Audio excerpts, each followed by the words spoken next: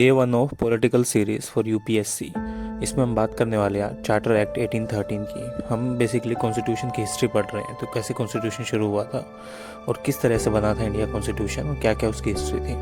तो charter act 1813 था जिसमें आपके मोनोपोली ऑफ ट्रेड थी, कंट्रोल ऑफ कंपनी था, एडमिनिस्ट्रेशन था, सेंट्रल लेजिस्लेचर था, प्रोविंशियल लेजिस्लेचर था और रेवेन्यू थी।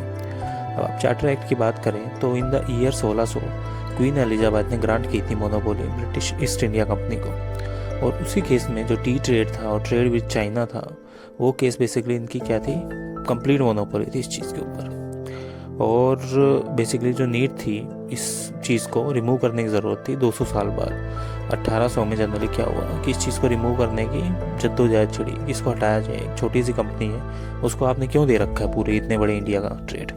तो इंडस्ट्रियलाइजेशन मूवमेंट स्टार्ट हो गया था यूरोप में 1740 में, और 1812 में बेसिकली जो ब्रिटेन है वो लीड कर रहा था इंडस्ट्रियल नेशंस को वर्ल्ड में। तो उसी टाइम पे बाकी सारे लोग बोल रहे, हर कोई टॉम डिक एंड हैरी, कि बॉस इंडिया इतनी बड़ी कंट्री है और तुमने एक छोटी सी कंपनी है ईस्ट इंडिया कंपनी, इसको मोनोपोली दे सकती है और कोई मतलब ट्रेड ही नहीं कर पा रहा, तो ऐसे कैसे चलेगा। तो फिर प्रेशर आया ब्रिटिशर्स पे और उन्होंने क्या किया, बेसिकली दरवाजे खोल दिए दूसरे लोगों के लिए कि आप भी जाके करो ट्रेड वहाँ पे इंडिया में। अब चीज़ क्या हुई, ईस्ट इंडिया कंपनी को शटर लगा तो उन्होंने दो चीज़ों पे अपनी मोनोपोली कायम रखी, एक तो अफीम के व्यापार पे, चाय के व्यापार पे जो चाइना के साथ हो रहा था।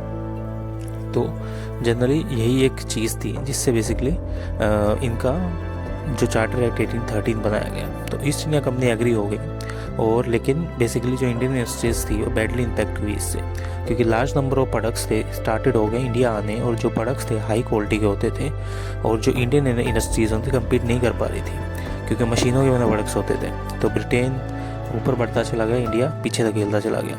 और इसी केस में क्या हुआ, जो कंट्रोल ऑफ कंपनी था वो कमर्शियल था, जो कोर्ट ऑफ डायरेक्टर मैनेज करते थे, और जो पॉलिटिकल इन्फ्लुएंस था बोर्ड ऑफ डायरेक्टर्स के पास था जो कि 6 थे। और अभी बात आई एडमिनिस्ट्रेशन की, वही सेम चीज़ था बंगाल वाला। बंगाल प्रेसिडेंसी के पास पूरी पावर थी, मद्रास के जो गवर्नर थे और बॉम्बे प्रेसिडेंसी के गवर्नर थे वो इसको रिपोर्ट करते थे। अब आगे चीज़ आई सेंट्रल लेजिस्लेटर की, उसमें वही चीज़ थी एग्जीक्यूटिव काउंसिल वाले कि दो दो बेसिकली वोट्स होंगे एग्जीक्यूटिव काउंसिल्स के, अगर होता है तो पास कर दिया जाएगा और अगर टाई होता है तो उस केस में गवर्नर जनरल का वोट होगा। अब एक चीज़ यहाँ देखी जाती है कि रेवेन्यू था क्या इसमें। देखो जो रेवेन्यू आ रहा था एक तो कमर्शियल ट्रेड के थ्रू आ रहा था, और जो रेवेन्यू जनरेट कर रहा ब्रिटिश पोजीशन से इंडिया में वो आ रहा था, साल टैक्स आ रहा था, ये सारी चीज़ें थी। अब इसके अलावा बेसिकली और भी काफ़ी सारी चीज़ें थी। जो एक्ट था वो मैंडेटरी कर दिया गया कंपनी को कि आप स्पेंड करोगे 1 लाख रुपया इंडियन एजुकेशन के लिए भी, मतलब जिन लोगों से आप पैसा कमा रहे हो उनको आप कम से कम एजुकेशन तो दो थोड़ी सी। लेकिन इस चार्टर एक्ट 1813 के बाद कोर्ट ने कन्विक्ट किया ब्रिटिश यूरोपियन सब्जेक्ट्स को, और जो कोर्ट है बेसिकली कन्विक्ट करता था इंडियन सब्जेक्ट्स में भी।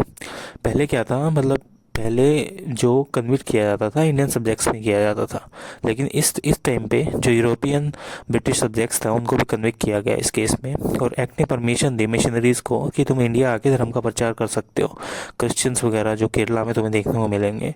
तो यही एक इस चीज़ का हाईलाइट है कि वहाँ पे बहुत सारा कन्वर्जन हुआ था उस टाइम पे।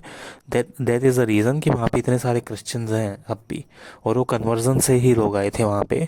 और जनरली ये एक्ट था जो आपका 1813 का, उसी ने इतने सारे राइट्स दिए ब्रिटिश मिशनरीज़ को कि आप बेसिकली क्या करो। क्रिश्चियन मिशनरीज़ इंडिया में आए तो उन्होंने अपने धर्म का प्रचार प्रसार करने के लिए कन्वर्ट करना चाहा, जबकि बेसिकली बात ये थी कि एक बार उन्होंने अकबर को भी कन्वर्ट करना चाहा था, लेकिन अकबर क्या है उनके बातों में आया नहीं था। तो वो चीज़ थी सारी कि ये लोग क्या थे, अपने एक तो रिलीजियस ऑटोनॉमी को फैला रहे थे, अपार्ट फ्रॉम दैट इंडिया का जो व्यापार था, इंडिया का व्यापार पूरा इनके अंडर आ रहा था, और उसी चीज़ को ये देख रहे थे कि इसको कैसे ठीक किया जा सकते।